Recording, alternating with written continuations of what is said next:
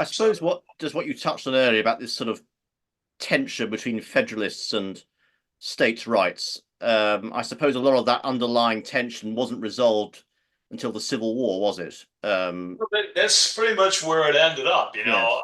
Yeah, let's see, during the Constitutional Convention, that was already starting to rear its head, where the states, the people who wanted the states to be supreme, Hmm. and the guys who were, so like James Madison was walking a very thin line because he was one of Jefferson's proteges, and he really, he believed that the states were the repositories of, of democracy, and that a federal government really wasn't. But he also knew that you had to kind of, you didn't want to take some of these issues head on because that was like slavery and so forth.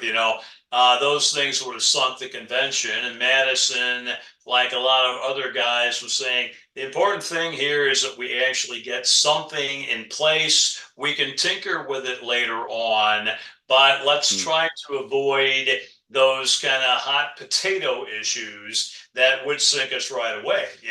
And Yeah. so that's kind of like, and a lot of people, even to this day, they make the mistake thinking that Jefferson strongly supported the Constitution, when in fact he did not. He didn't support it at all. And he went on record as saying he was for it when Madison, again, his protege, had written to him. Jefferson said, you need a Bill of Rights. You need a statement of the rights of the people in this thing. And if you don't have that, then count me out.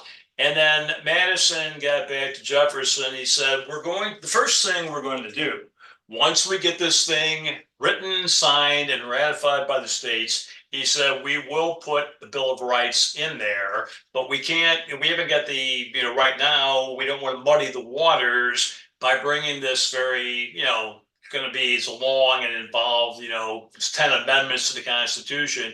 He said, Hmm. let's get it passed first. And then he's, I guarantee you, I give you my word that, as soon as we get this thing ratified and get it signed and get it ratified, that'll be the first order of business. And Jefferson believed Madison, and he said, okay, I will support this thing, but I want you to know I'm very reluctant about it because I see a whole lot of potential for danger ahead.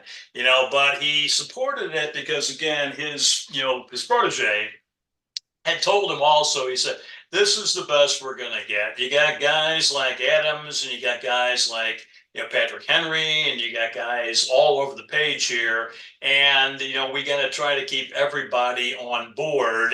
And if we go ahead and come out against slavery, and that's one of the, see, Jefferson considered himself to be anti-slavery, Hmm. even though he owned many, many slaves, and he considered himself to be the supporter or the spokesman for the small farmers, even though he owned over 40,000 acres. So Jefferson was not always a consistent thinker, but he did say that, about slavery, for instance. He said, well, he blamed the English for starting for slavery in America, and the Declaration of Independence. That was one of the things Jefferson said, is that the British government has, they planted the seeds for the taint of slavery in America.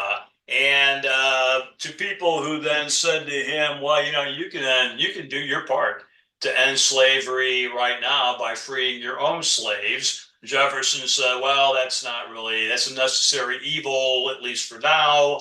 And, we'll worry about that later on. But Jefferson never freed his slaves. Washington freed Hmm. his, a whole bunch of other guys who were Oh, so important. Washington actually freed them, did they? I wasn't sure what happened with that. Okay. Yeah, he freed them at his death. Okay, he Oh, I kept. see. Yeah, Posthumously.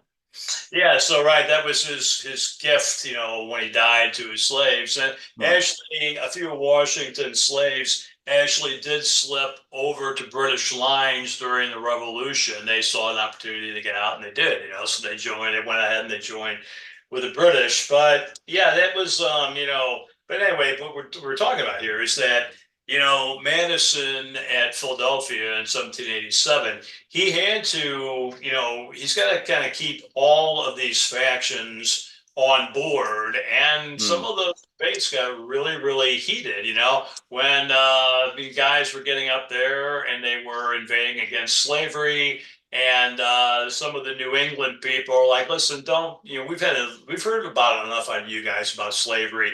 You guys up in New England have been benefiting financially on this for years. You have been involved in the slave trade. You've made a lot of money on it, but you're always looking down your noses at us. Now, we've had about enough of this, and a couple times it got really, really heated.